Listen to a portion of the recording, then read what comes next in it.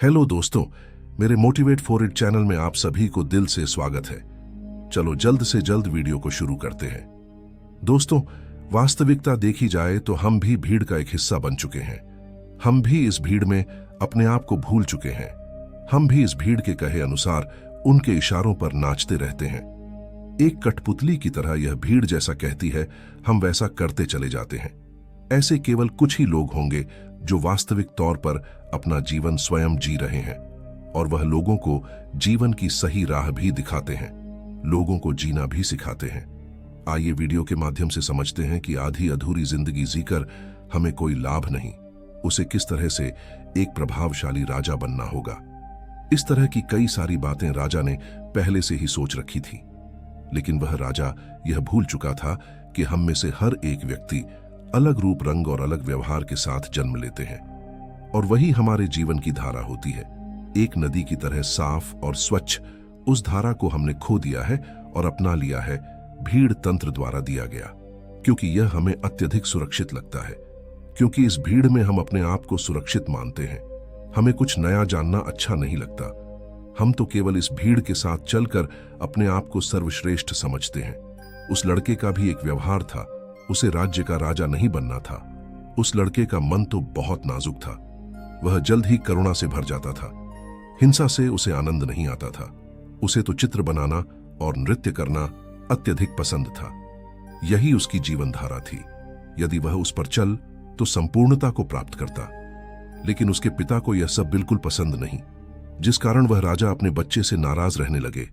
उसने हर वह जतन कर दिया जिससे उसका बच्चा सम्राट बनने के लिए आगे बढ़ सके, उसमें सम्राट के सर्वश्रेष्ठ गुण आ सके।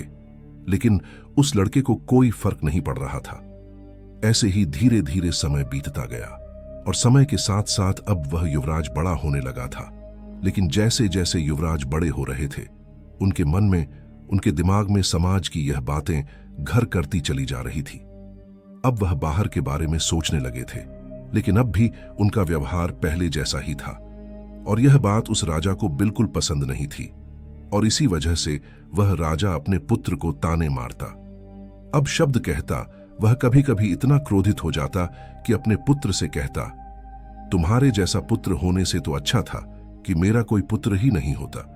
क्या तुम जानते हो, जब लोग यह सुनते हैं कि तुम्हारा पुत्र नृत्य करना पसंद करता है, चित्र बनाना पसंद करता है, तो लोग मुझ पर कितना हंसते हैं, मुझ पर क्या बीती है। क्या तुम जानते हो वह मेरे बारे में कैसी कैसी बातें करते हैं, और यह सब तुम्हारी वजह से है। राजा के पुत्र को अपने पिता की यह बात लग गई। उसके बाद उसने निश्चय किया कि वह अपने पिता की बातों का पालन करेगा। वह अपने पिता की आज्ञा का पालन करेगा। उसके पिता जैसा उसे बनाना चाहते हैं, वह वैसा बनकर रहेगा।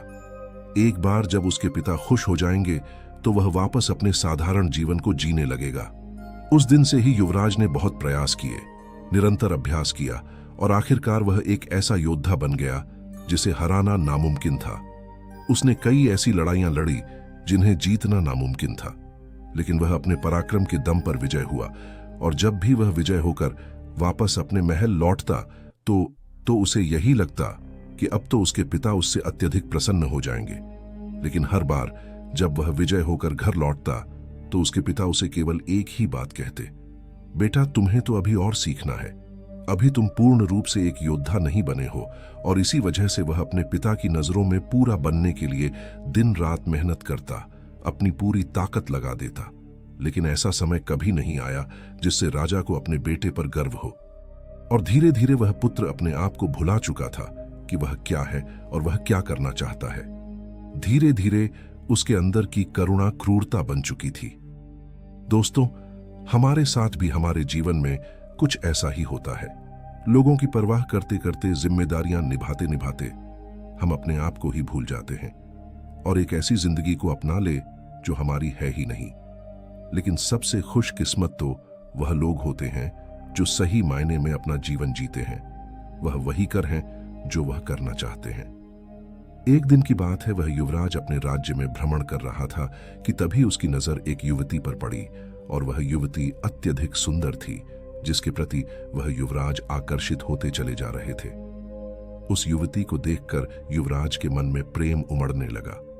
उन्होंने उस युवती को अपने राजमहल बुलाया और उस युवती के सामने उन्होंने तरह तरह के हीरे जवाहरात के ढेर लगा दिए और फिर उस युवती से कहते हैं, मैं तुमसे प्रेम करता हूं और मैं तुमसे विवाह करना चाहता हूं। यह जो कुछ भी तुम देख रही हो यह सब तुम्हारा है, बस मेरे विवाह के प्रस्ताव को स्वीकार कर लो। इस पर वह युवती क्रोधित होकर युवराज से कहती है, हे युवराज, मैं आपसे प्रेम नहीं करती, भला यह कंकड़ पत्थर लेकर मैं क्या करूंगी? यदि आप सच में मुझसे प्रेम करते हो तो मुझे आपकी सबसे प्रिय चीज चाहिए, क्या आप मुझे दे सकोगे इस पर?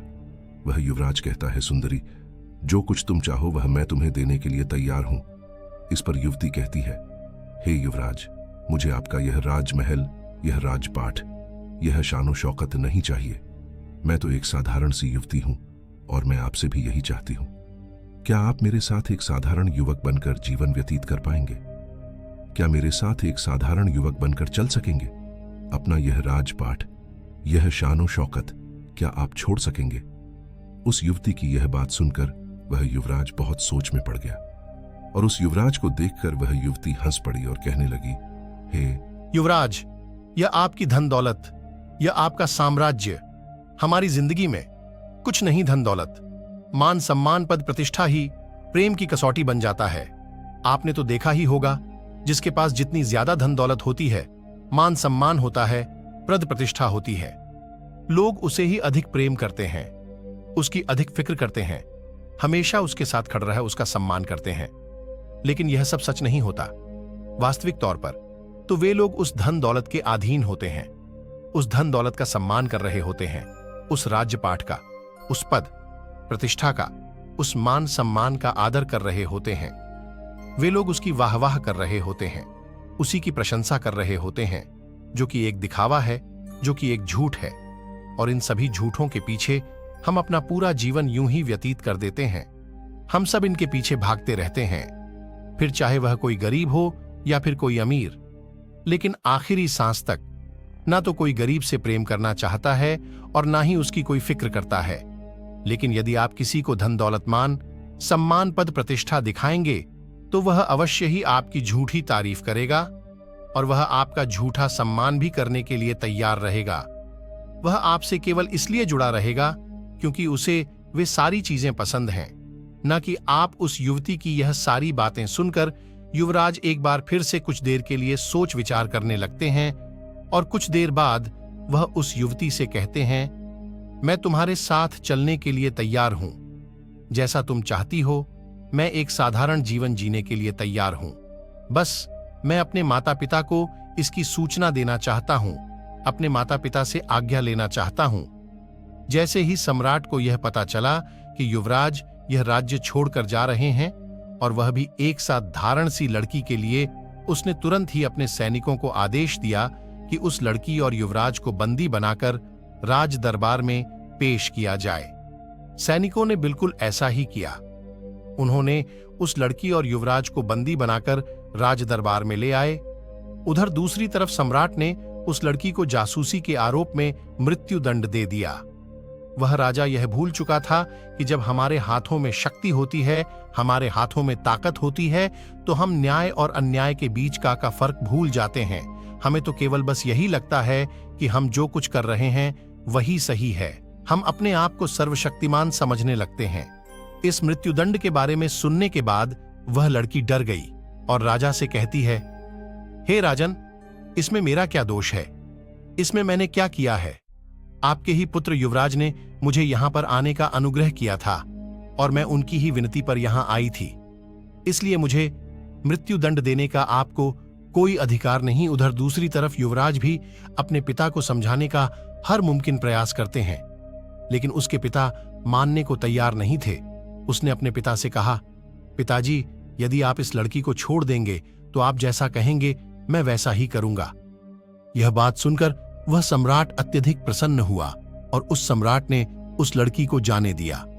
उसके बाद उस सम्राट ने अपने राजकुमार का विवाह राजकुमारी के साथ किया। वह राज हमारी बहुत ही महत्वाकांक्षी थी। वह जल्द से जल्द इस राज्य की महारानी बनना चाहती थी और इसके लिए युवराज के पिता का मरना जरूरी था, अर्थात युवराज के पिता का मृत्यु को प्राप्त करना आवश्यक था। आगे वह राजकुमारी युवराज से कहती है कि अब आपके पिता बूढ़े हो चुके हैं, अब आपको ही इस राज्यभार को संभालना चाहिए। अब वह इतने बूढ़े हो चुके हैं कि उनसे यह राजपाट नहीं संभलता। वह उसे ठीक से नहीं चला पा रहे हैं और वह अब उसके काबिल भी नहीं है। और बुढ़ापे में अक्सर ऐसा ही होता है, हम किसी भी कार्य को ठीक ढंग से नहीं कर पाते। हमारे लिए हर कार्य बोझ बन जाता है। राजकुमारी की यह बात सुनकर युवराज भी राजकुमारी की बातों से सहमत हो जाता है। युवराज को तो यह पता ही नहीं था कि मन ही मन वह अपने पिता से नाराज है और मन ही मन वह अपने पिता के खिलाफ क्रोध को पाल रहा है। वह तुरंत ही अपने पिता के पास गया। उसने राजा से कहा, पिताजी, अब आप बूढ़े हो चुके हो और आपको अब आराम करना चाहिए। आप मुझे सम्राट घोषित कर दो। अब से मैं इस राज्यभार को संभालूं। इस पर वह सम्राट युवराज से कहता है, बेटा, तुम अभी इस काबिल नहीं हुए हो कि मैं तुम्हें यह पूरा राज्यभार सौंप दूं। तुम जिस दिन इसके काबिल हो जाओगे, मैं तुम्हें स्वयं ही इस राज्य का सम्राट घोषित कर दूंगा। ऐसे ही काफी समय बीत चुका था। धीरे धीरे उस राज्य में सब कुछ बदलता जा रहा था और इधर राजकुमार मन ही मन अपने पिता के खिलाफ षड्यंत्र कर रहा था। उसके मन में जो क्रोध पल रहा था वह अब एक चिंगारी से आग का रूप ले चुका था। वह मन ही मन अपने पिता का दुश्मन बन चुका था। इधर राजकुमारी ने राजकुमार के पिता को रास्ते से हटाने का एक उपाय बनाया। उस समय पड़ोसी राज्य ने इस राज्य पर आक्रमण किया था और इसी युद्ध के दौरान वह राजकुमारी चाहती थी कि सम्राट मृत्यु को प्राप्त हो जाए। इस युद्ध के दौरान राजकुमारी ने कुछ ऐसा उपाय किया था कि जब सम्राट अकेले पड़ जाए तब पीछे से उस पर वार किया जाए। दूसरे ही दिन पड़ोसी राजा ने आक्रमण कर दिया। राजा बहादुर से दूषण से लड़ रहा था, लेकिन युद्ध के दौरान ठीक इसका उल्टा हो गया। राजा की जगह पर वह युवराज दुश्मनों के बीच फंस गया था और जब सम्राट ने यह देखा तो वह अपने पुत्र को बचाने के लिए घोड़े पर सवार वह पुत्र की ओर आगे बढ़े। इस दौरान युवराज ने सोचा कि यही सबसे सही मौका है। मैं अपने पिता के पीछे से पार कर देता हूं और पूरा राज्य फिर मेरा होगा। जैसे ही युवराज यह सोच रहा था, तभी पीछे से एक दुश्मन ने युवराज पर वार किया, लेकिन तभी सम्राट ने उस वार को अपनी छाती पर ले लिया। वह तलवार सम्राट के सीने को चीरती हुई आर पार हो गई और सम्राट जमीन पर गिर गया। यह देखकर युवराज के हाथों से तलवार छूट गई। उसने तुरंत ही अपने पिता को अपने हाथों से घोड़े पर उठाया और वहां से निकल गया। रास्ते में सम्राट ने अपने बेटे से कहा, बेटा, अब तुम काबिल हो चुके हो और मैं तुम्हें इस राज्य का सम्राट घोषित करता हूं।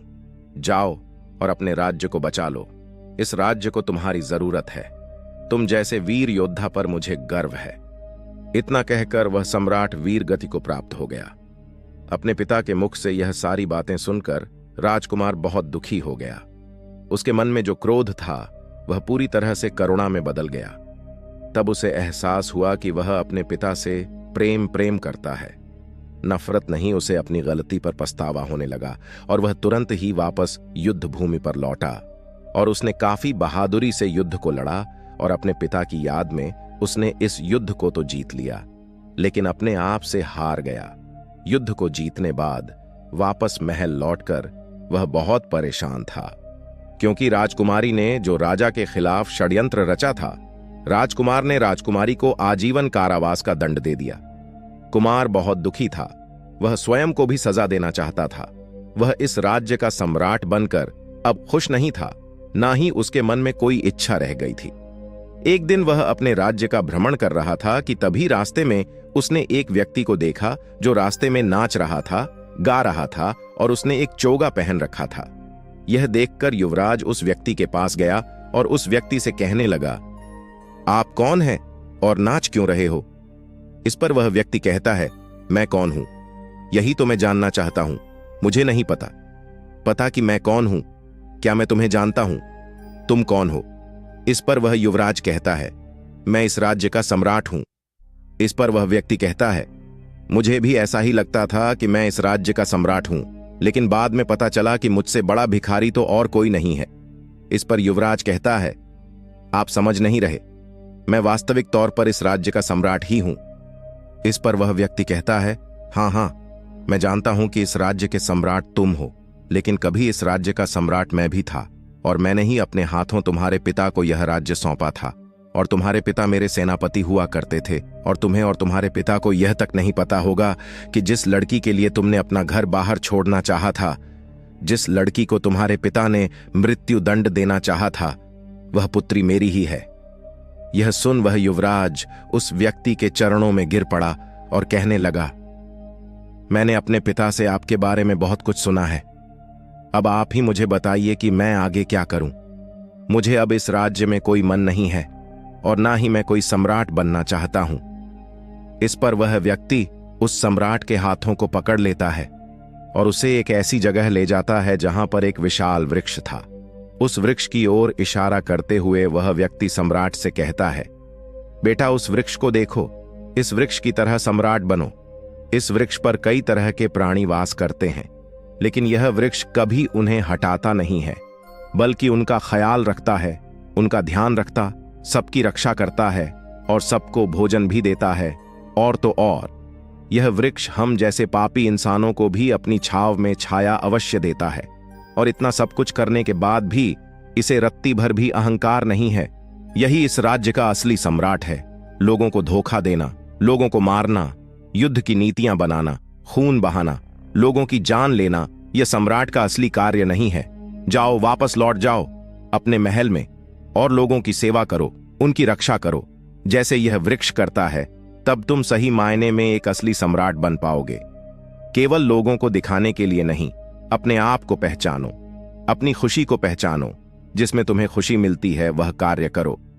हम सब तो भटक चुके हैं और इस काल्पनिक दुनिया में यूं ही भटकते चले जा रहे हैं, जहां हर कोई हर किसी को बांधना चाहता है, अपने कब्जे में रखना चाहता है, अपने नीचे रखना चाहता है।